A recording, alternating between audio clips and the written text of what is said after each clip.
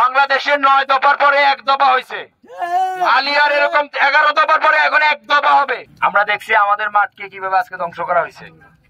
আমাদের দীর্ঘদিনের আন্দোলন সংগ্রাম, আমাদের তালা লাগানোর পরেও আমাদের 80-90 জন মানুষের উপস্থিতিতে তালা ভাঙার সাহস করে।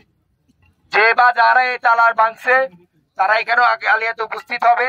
আজকের ভিতর অস্থায়ী আদালত সরিয়ে দিবে।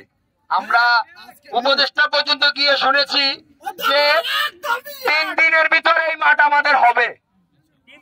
3 দিন পরে যাওয়ার পরে শুনছি দুপুর 3টায় এই মাঠ আমাদের হবে। আমরা শুনি নাই। বাংলাদেশের 9 দফার পরে 1 দফা হয়েছে, আলিয়ার এরকম 11 দফার পরে এখন 1 দফা হবে।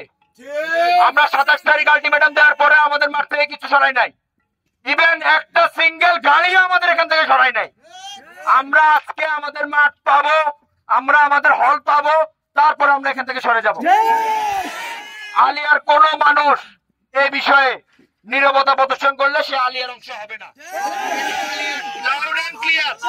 আলিয়ার কোন মানুষ আলিয়ার এই ব্যাপারে যদি নীরবতা প্রদর্শন করে সে আলিয়ার অংশ হবে না, সে আলিয়ার অংশ হবে না, সে আলিয়ার অংশ হবে না।